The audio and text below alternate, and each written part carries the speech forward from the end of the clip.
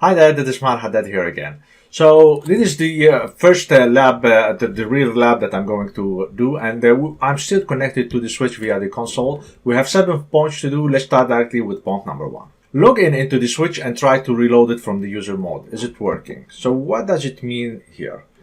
Let me just show you. If we go back to the Terra term over here, you see we have now the switch and we have this, what you see over here, the grater. All right.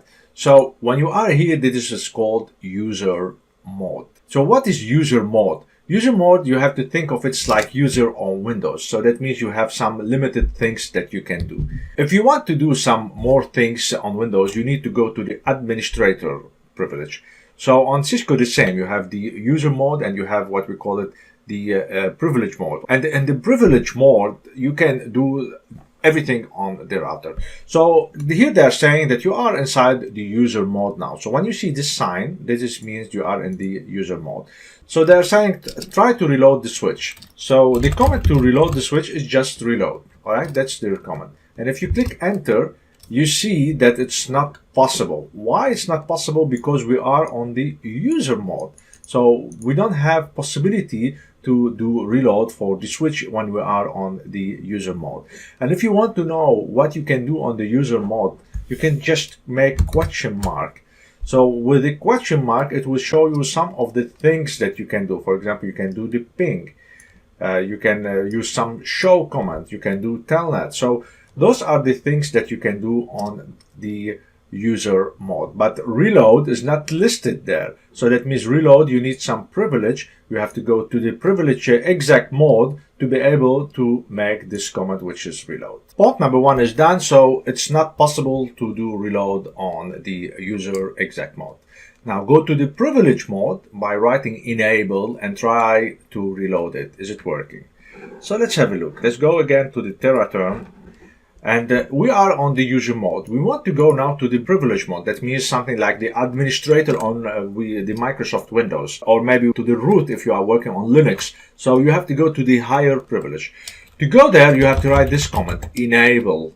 So once you write enable and click enter, look, the sign now is showing this dash.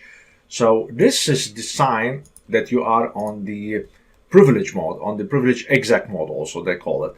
So that means you can now do anything on the switch. You have the higher privilege on the switch now. You can do anything.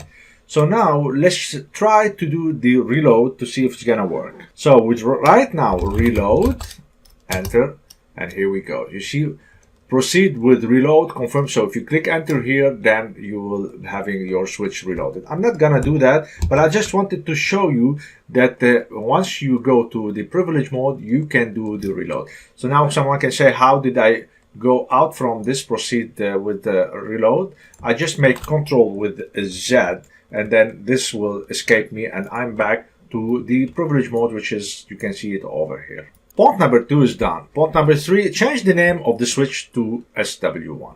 So let's just change the name, because when you are working on a production network, then you require to change the name of your switches just to differentiate one from the another. So to change the name, we should be first on the privilege mode. How to go to privilege mode? Again, remember we have to write enable.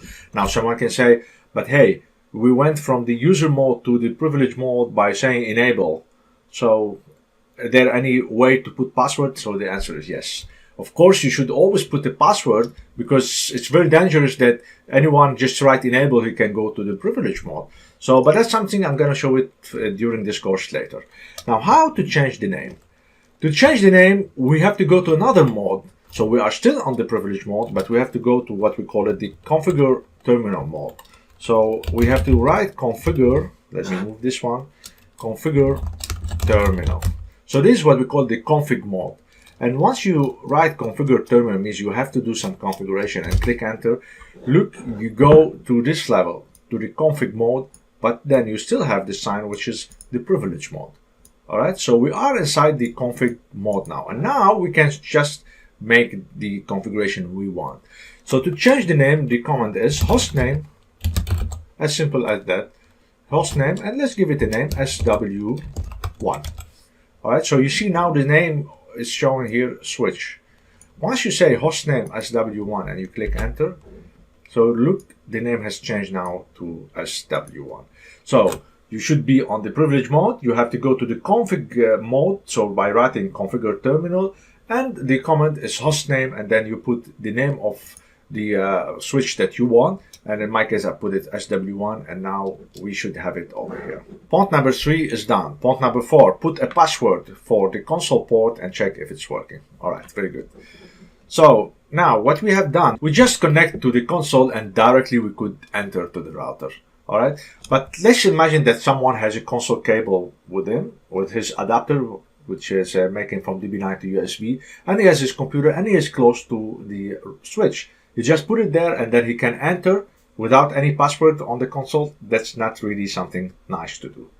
All right, so we need to protect our router just to put a password to the console, because if I show you now, if I go exit 2 times, exit means you go level back.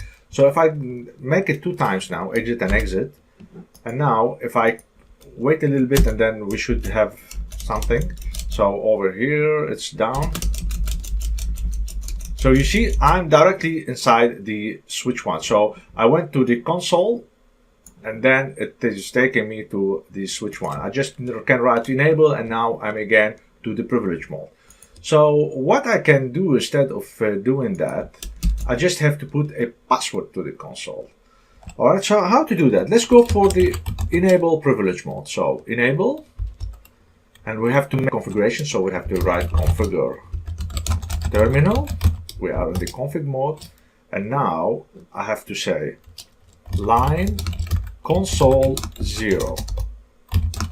So we do have only one port console on this switch. So that's what is line console 0, 0 means one port. And then I click enter. So I go inside now the config line mode. So I'm inside now the console port. All right. I put the password. Let's put password 12345 something now very simple because it's just a lab, but if you are working on a production network, please put a strong password. So this is the password that I want to put on the console, and the last thing I have to say log in. So these are the steps. We go to the configure terminal, line console 0, password, and then we say login. Very good. Now I want to go back, so you can write exit, you go one level back, but if you write end, you go directly out of line and then out of the config, you are on the privilege mode. Now let's go back one more level, exit, to exit the console, to the session, and then to have another session now. And let's have a look now. And here we go. You see, it showed me that you need to put password. So now here you can see I'm over there and I put 1, 2, 3, 4, 5, 6. I just wrote them, but they are invisible. All right, so Cisco, they don't show for you the password that you write because maybe someone is sitting behind your back. You can see the password for the console. So you see, without I put the password, I could not log in. I just put the password and now I can log in. So here I can say enable again, and I am inside the privilege mode. Point number 4 is done. Point number 5, check the configuration on the running config. Do you see the changes? So what is the running config?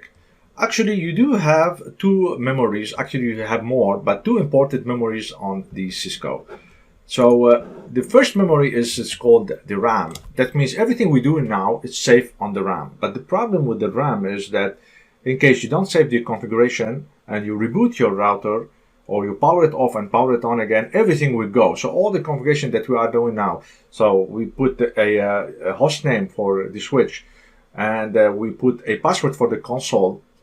So everything that what we have done now, they are on the RAM. And in case now I do reload for the switch, then everything will go. So the RAM will hold the configuration in a temporary period. Now we have another also a memory on the switch, also on Cisco routers as well. It's called the NVRAM. All right. So the NVRAM is called for the startup configuration. What does it mean? That means that once I finish my configuration and everything is saved on the RAM now, right? So what I can do, I can copy what I have configured. So I copy everything from the RAM, I put it in the NVRAM. So what is the function of the NVRAM? The NVRAM, in case the switch has been rebooted, then it will look to the NVRAM and it see if there is any configuration there, it will load it inside the RAM. So that means that all the configuration that we have done, once we save it to the NVRAM, it doesn't go away, because in case the switch has been rebooted or powered off or whatever, and we power it on again, then all the configuration which is on the NVRAM will be loaded to the RAM.